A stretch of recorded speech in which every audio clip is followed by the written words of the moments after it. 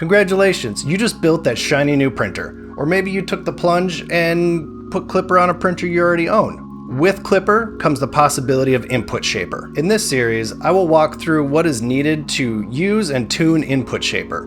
Before we can measure or tune anything, let's look at the cable that we're going to need.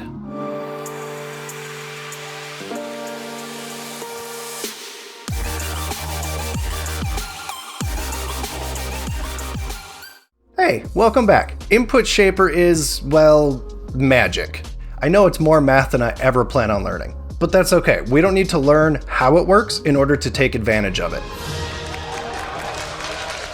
But if you're the type that always enjoyed field trips, go ahead and take one now over to clipper3d.org, and on the side underneath Resonance Compensation, you can find out a little bit more about Input Shaper and its use in 3D printing. I recently upgraded my V0.1 to a Big Tree Tech SKR Mini E3 V3. Yeah, say that 3 times fast.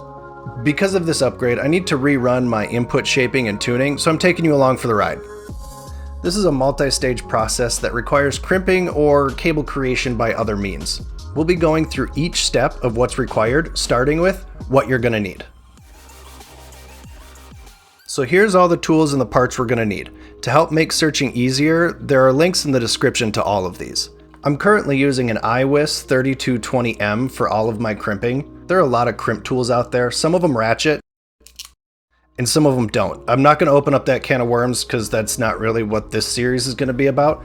But if you're interested in different types of crimp tools, let me know in the comments below and I might be able to investigate some of them. I'm just sharing what I use personally. We will also need some Dupont connectors and crimp ends. This is a whole other rabbit hole. What I'm going to be using is the more popular M20 style Dupont clones used by most hobbyists. These are widely available on Amazon, AliExpress, just about any place you look up a Dupont connector, you're more than likely going to be presented with the M20 variant. If you would like a deeper dive into connectors, just let me know in the comments below and I'd be happy to take a look. Okay, and wire. Since this will be used temporarily, and it's not constrained or constantly rubbed against, I like to go with the silicone wire. We also want them to be as flexible as we can get, since this cable will be used on the motion components. They just kind of need to flop around. Silicone wire is not really wear resistant. It easily forms holes in the insulation in drag chains or in other areas where a high constant rubbing or grinding occurs. I just picked up some cheap wire from AliExpress. It's just going to hang there for a few minutes. It's good enough for me. Finally, the accelerometer. The most commonly used for this task is the ADXL 345. All the wiring diagrams use the 345, so I'm just keeping it easy and falling in line. Okay, now that we have our tools and our parts, let's get to building. First things first, if your ADXL does not have the headers soldered on already, now would be a good time to do it. Mine came pre-soldered, so I don't have to worry about it. I won't be covering soldering in this video, so be free and melt metal on stuff on your own.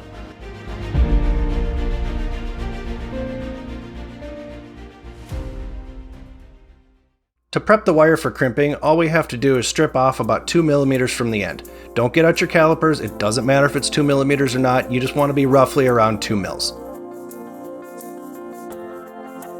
Should look something like this.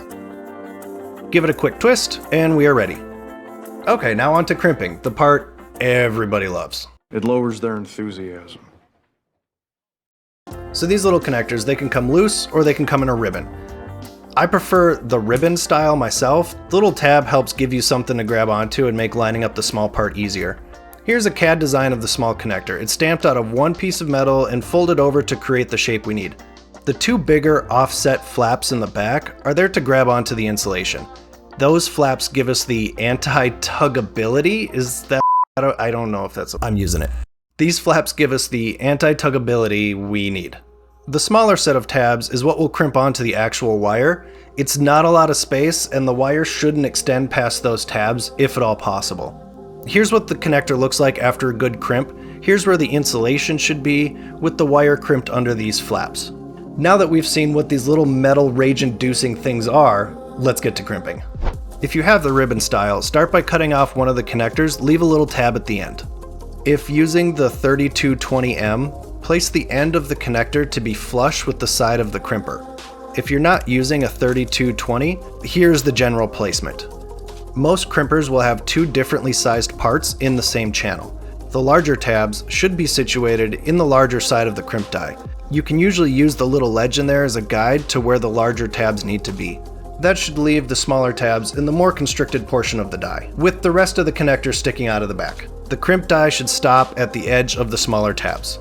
Here is why I like using the ratcheting version of the crimpers. Your mileage may vary. Some people might want to fight about this. I don't care, this is why I like them. You can place the connector into the die and then get it all lined up, and then slowly close the crimpers by like a click or two. What that does is puts just a little pressure on the connector, and it will cause the tabs to bow out slightly. This will help ensure we get the insulation into those tabs where it belongs. Insert the stripped wire into the connector. I like to give it a little spin or a twist as I'm inserting it in there just to make sure that it gets in all the way. Once you're happy with the placement, just squeeze the crimper closed and hold it for a second or two. Once you take it out, it might stick in the die, that's alright. Give it a little tug to make sure it has a good grip. And there you go, one of many needed good crimps. And I feel like that needs to be celebrated. Take the crimped connector and with this side up and aligned with the hole in the housing, just press it in. It should click as it goes in, give that a little tug as well. If nothing comes apart, then you're all set. Continue stripping, crimping, and housing all the needed wires. Here's a diagram of the wiring. Any color wire will work. Just make sure you can tell them apart or label them so you don't get confused or lost when you're working. Here's the wire that I ended up creating. This side is for the ADXL. It has two 3-pin housings, all lined up the way we need them. And the side for the Raspberry Pi is set up with two 4-pin housings, with the second housing only being populated in the 2nd and 4th pin locations. You can tell which side of the housing is the pin number 1 designated slot thanks to the little triangle. I don't know why everybody uses triangles to mark, but I don't mind them. This is the first step, and I would argue the most time-consuming step amongst the whole process. And once the cable is created, you can use it over and over, printer to printer. You'll never have to do this again unless you break it. Can't be held responsible. The next video in this series will be covering the software configuration to make all of this work. If you have any additional tips or tricks that might help somebody else out, go ahead and leave those in the comments, as well as anything that you found frustrating or something that I can cover in further detail for a future video. I hope you found this useful, and if you did, go ahead and like this video, or maybe even go ahead and subscribe so you know when the next video in the series is out. And as always, thanks for stopping by.